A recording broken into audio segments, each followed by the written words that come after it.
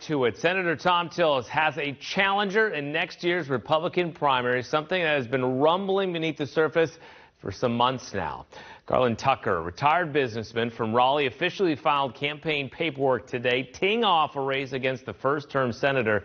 Tucker was CEO of the investment firm Triangle Capital Corporation and has served on the boards of the conservative think tanks John Locke Foundation and Civitas Institute. So how did Senator Tillis get to the point that he has a primary opponent for next year? For more on that, let's go to Washington. And our Bureau reporter Kevin Fry has been digging in this a little bit for us tonight. A little unusual, Kevin, for a senator like Tom Tillis to have a primary, but here we are. Indeed, and part of the reason for this, it seems, at least if you want to crystallize this all in one particular moment, it was a few months ago when we saw that vote on the emergency declaration. Congress was trying to block it, and they ultimately did vote to do so, though it was vetoed by the president. And Tom Tillis, in the lead up to this, made a very dramatic op-ed and wrote that for the Washington Post, where he basically said, I don't agree with the president on this emergency declaration. I don't believe that it should be in place.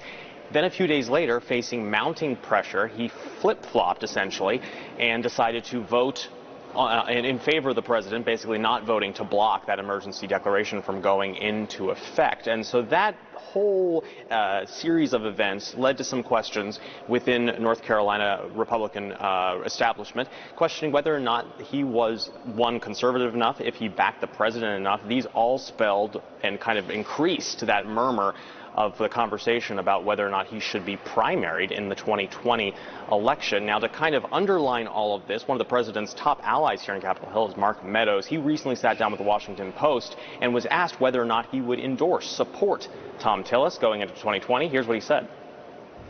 You think he's going to win re-election, but you're not necessarily endorsing him. I don't know that a congressional endorsement, he's not asked me for one. I doubt that I would give a congressional endorsement to any senator, that it would matter. So you can see a lot of hedging there from Meadows on this question. Now, part of the reason Trump is such a central figure in this race is, well, aside from the fact that he takes up a lot of the oxygen here in Washington, is the mere fact that his rating and approval rating within the GOP itself incredibly high, in the 90th percentile range in the most recent Gallup polls. So he plays a big factor in how the GOP may vote. Tim? Kevin, heard much from Tillis and kind of the messaging we might hear as well? Right, so we're already getting a sense of how he's going to approach this election. So now that he's facing criticism about whether or not he is conservative enough, if he is supporting Trump enough, he is already sounding off, basically cornering himself and aligning himself as being the Trump candidate, that he is the defender of Trump and Trump's policies. That is what he said in a statement that was just released today, that his sent out, saying that today's candidate has a long record attacking the president and appears to be assembling an anti-Trump team. Senator Tillis looks forward to continuing to work with President Trump and Vice President Pence in securing our border and keeping our economy growing at a record-setting pace. At the same time, he has also been doing a lot of messaging in various hearings and public appearances, including at the recent Mueller report hearing here in Capitol Hill in the Senate Judiciary Committee, where they were talking about whether or not the president, among other things, obstructed justice. Here's a little of what he said in that hearing. You can go out and spin this any way you want to, but the data is there.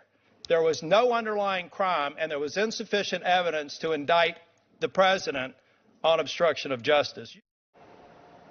So very much lining up behind the president there and defending him. The question is, Tim, this might play well in GOP primary, but how does it play in a purple state like North Carolina during the general election, when you need to have a little bit more of a broader appeal to win? That's going to be the key going forward, Tim.